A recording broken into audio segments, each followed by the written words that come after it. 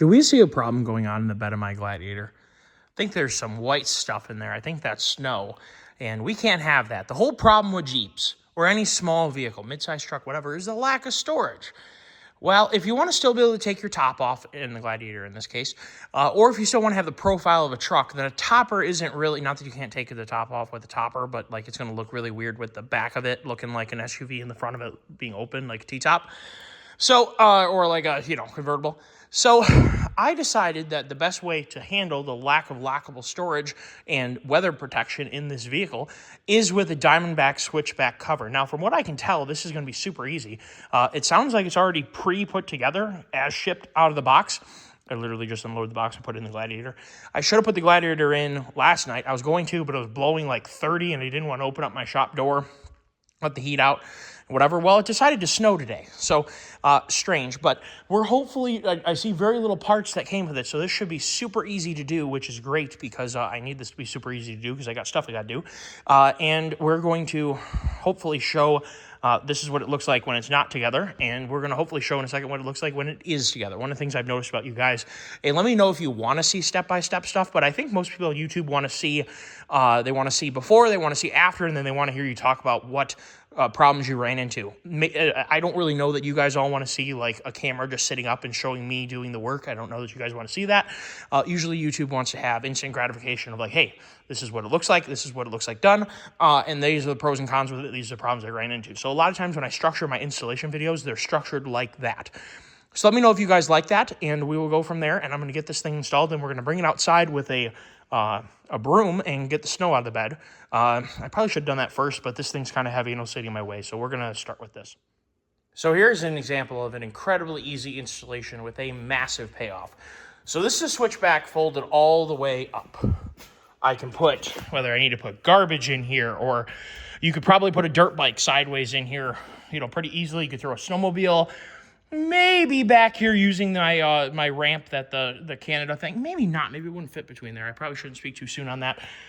But you can put stuff back here. You could definitely put a refrigerator back here. You could put a washer, dryer, whatever you need to do to use your pickup truck. A whole pallet will fit definitely in this area using some of the tailgate.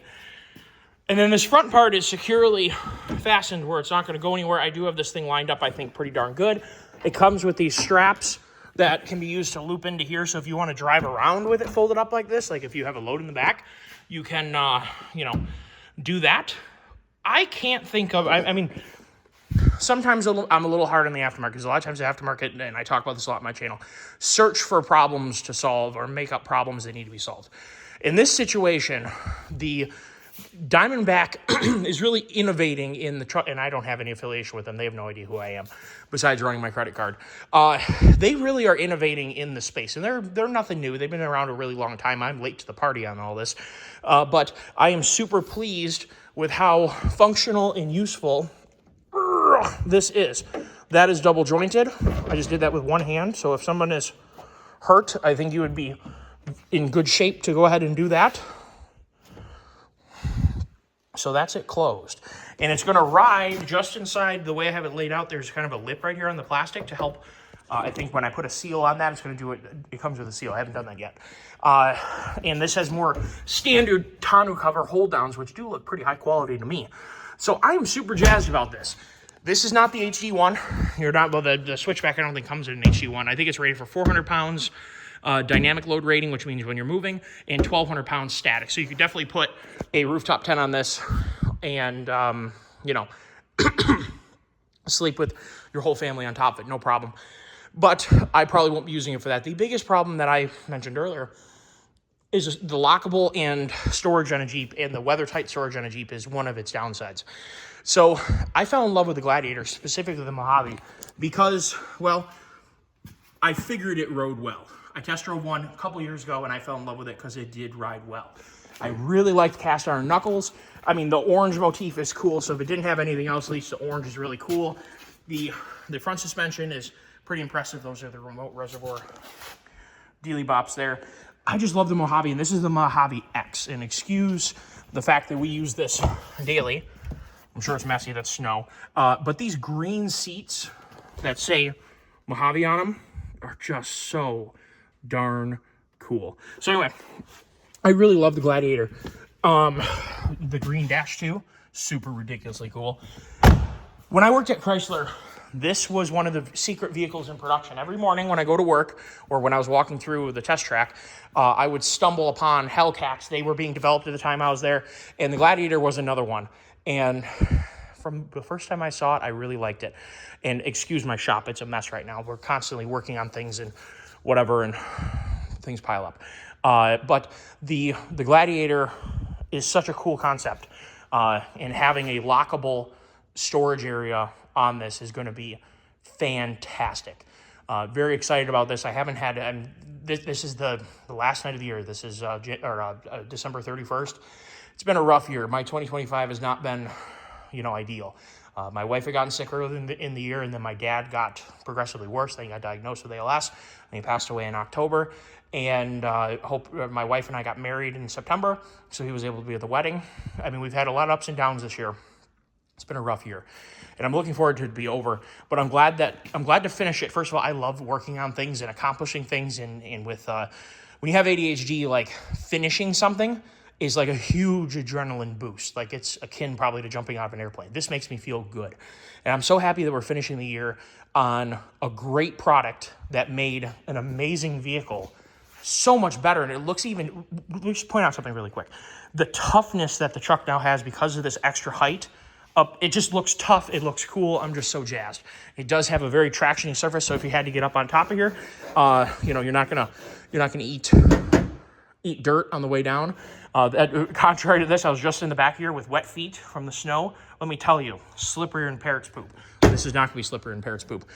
I am just so happy about this. It was so easy to install. I mean, I'm talking, it's a 14 millimeter socket.